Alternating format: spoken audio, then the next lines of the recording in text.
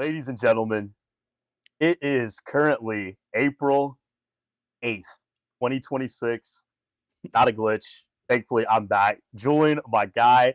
Glad to be back on the pod, dude. It's been a minute. It's been a minute. Guys, unfortunately, like Julian and I have said before, we have full time jobs. We're not full time content creators. I would love to be one. That'd be awesome. Just talk ball all day with my guy. That'd be great. But unfortunately, we can't. We got stuff to do. But guys, like honestly, I really just want to say I'm glad to be back on. We're kicking it off. Julian, I know obviously you've been pushing the horses, been keeping it going, man. So super grateful for that. But yeah, ready to dive back into it, man. And I know obviously we're talking about Canada right now. We're coming back from this World Cup break, this international break going into the World Cup. I'll just say it real quick, man. CONCACAF as a whole, I know you've already talked a little bit about it with some of the other teams, with U.S., Mexico, and other teams that we'll get to later. But just Canada, this is one word to sum it up is disappointing. This was absolutely disappointing. I wouldn't say horrendous. It wasn't atrociously bad. I mean, they were able to make a game out of it with Iceland, but I mean that Tunisia game, dude. They looked like the underdog in that. If I'm being honest, Yeah, I'm gonna start off with the Iceland game. I thought the Iceland game, they looked really weak defensively.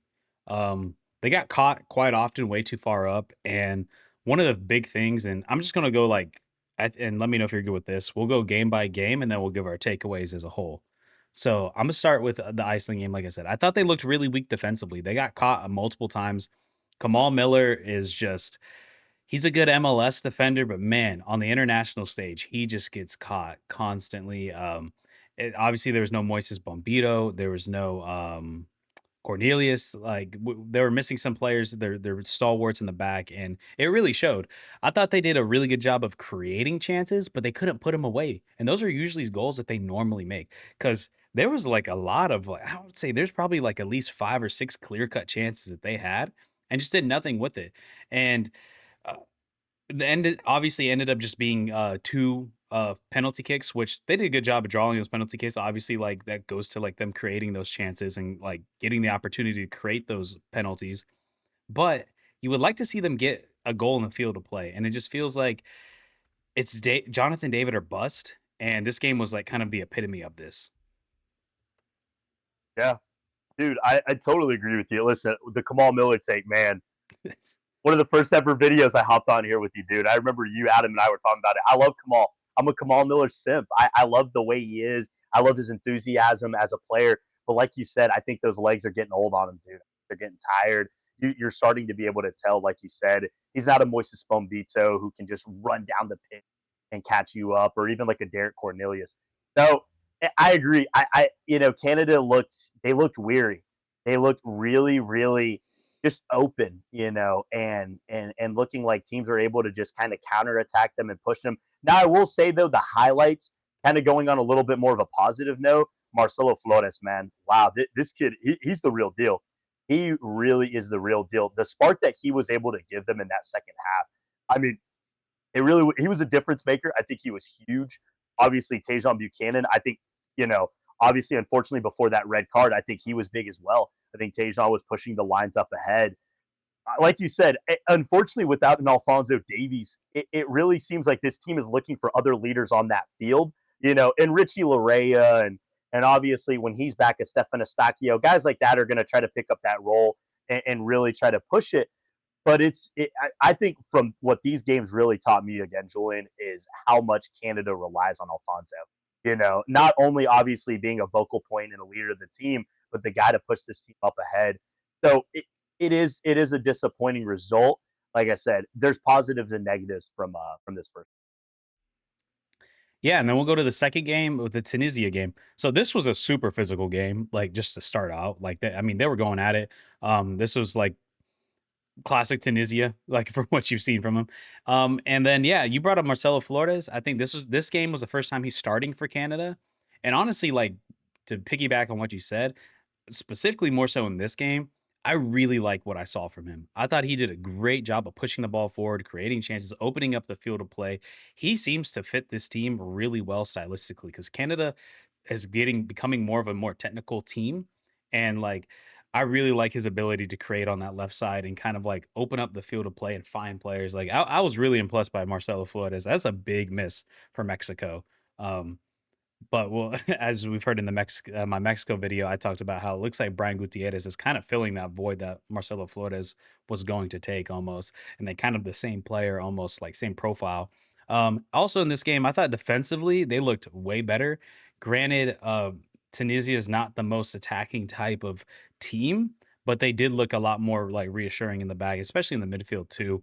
Um, Liam Miller, I thought had a really good game. It was kind of interesting to see him playing a more midfielder role with Segura behind him to kind of play that more defensive side, and it allowed him to like have the freedom to get push up, knowing he has some backup behind him. So it was really interesting to see him play in that role. That's actually not a bad backup for Tajon Buchanan if he gets hurt because he's prone to getting injured or a red card or whatever it may be.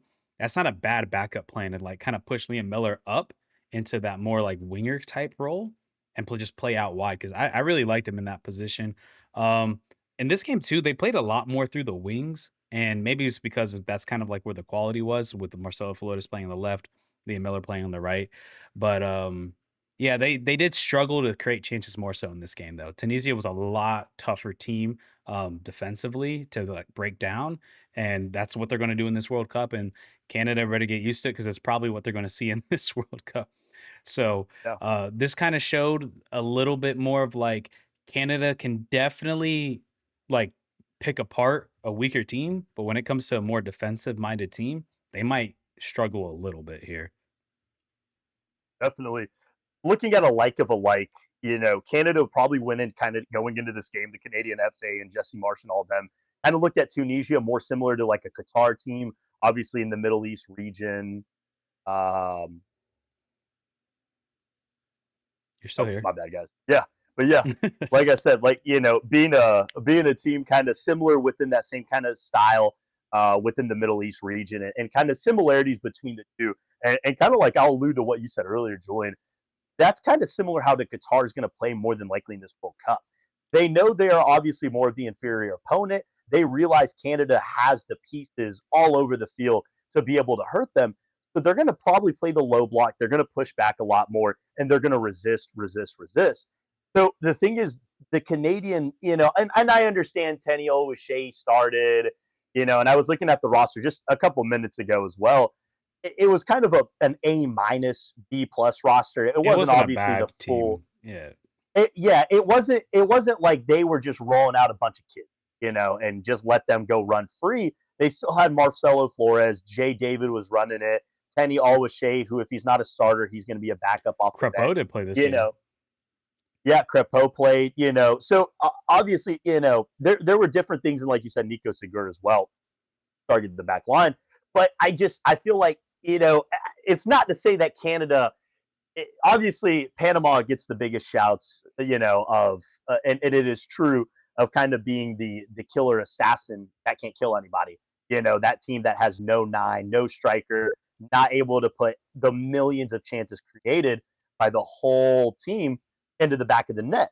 Canada, it's not that they can't, but it just feels like obviously they have way more of a talent depth. They have way more of a pool. They have way more not just the ability off of the nine, but also from their wingers and things like that than compared to Panama. But the thing is, it just seems like this is a team that they can't find and they can't click, And I don't know, Jesse Marsh sometimes, like, he kind of reminds me a little bit of like a Pochettino. He's like this mad scientist, he's trying to create all these different potions. I mean, Julian, like I said, I was looking at the starting 11. Why is Ali Ahmed not playing? Why are you giving No, I'll push back on that because I didn't think Ali Ahmed didn't play that well, and I'd rather put a Marcelo Flores up there over him. and my I mean, And but my thing is like, Marcelo showed way more to me and showed yeah, way more potential and upside than Ali Ahmed. and I will say that maybe Marcelo, but why not get him on the right? I respect the Liam Miller, but my thing is like Ali Ahmed has been dominating over in the championship, and this guy's been an absolute fire with Norwich as of late. And I mean, what he's been able to do, I don't know. There's just certain pieces that I just don't see click well. My thing is like these are friendlies and it's March and the World Cup's in 2 months, so it's kind of now or never. So you got to really get going. But I will say though, for Canada, this game was a tough one. It was a tough one, like you said. Tunisia really kind of pushed that low block. They were able to counterattack. I think Canada, I think they're able to pick up some things from this. All right, let's go into like just overall takeaways. So I'm gonna start with one, and then you give one, and then I'll give another, and so on and so forth. So my first one is I thought overall Canada looked good in the attack, but they need to be more lethal. Like I feel like they gave away too many chances. They couldn't connect on that final ball, that final kick into the back of the net. But overall, I liked what I saw from the attack. They just need to finish. Yeah, I agree with that. Um, One thing that I would definitely say that we learned from this Canadian team is, and I don't want to say it's Jay David or it's nobody, but golly, dude, get Promise David on the field, man. I don't know what this guy has to do.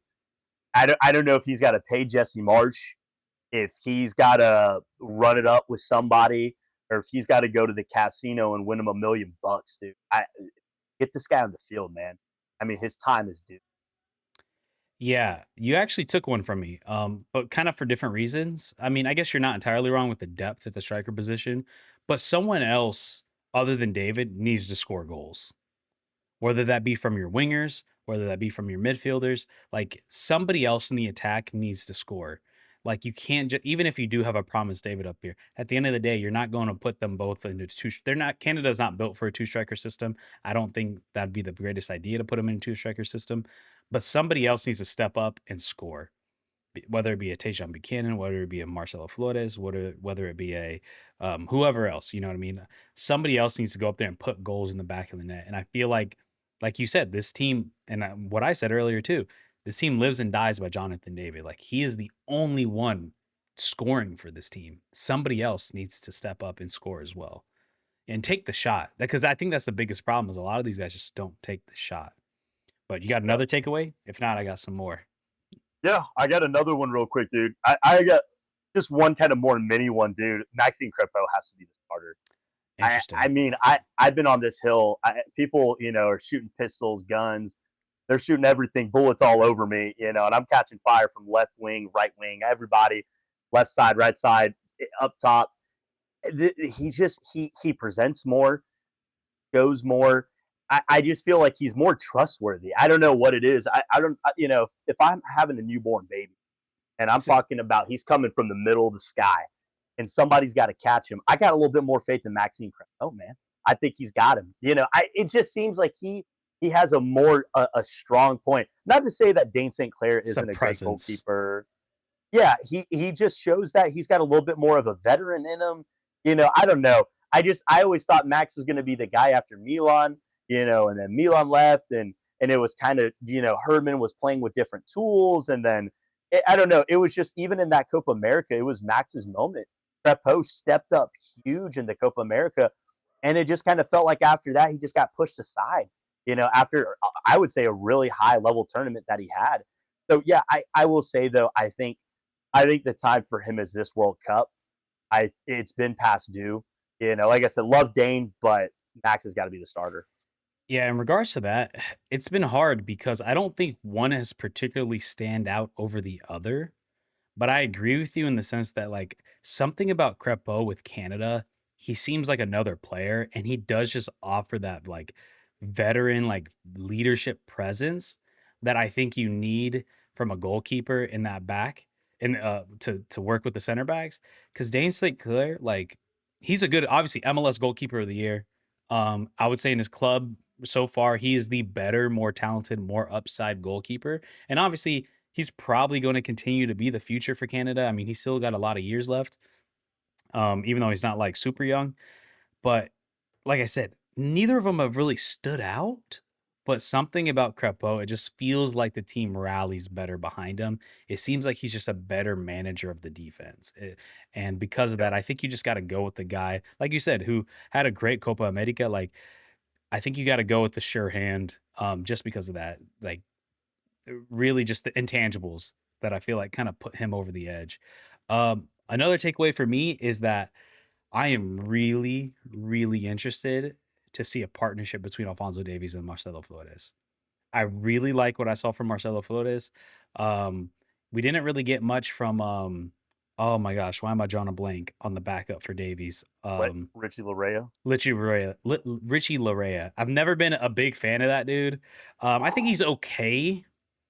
Like, I don't think he's like terrible, The terrible, crazy eyes. but he has Eyes. gotten worse. I do feel like he's gotten worse and he's regressed. Um, so I'm really curious to see that combination because I think Alfonso Davies likes to play wide, and then you could have a Marcelo Flores who it will allow him the freedom to kind of cut in more where he's probably going to be more comfortable.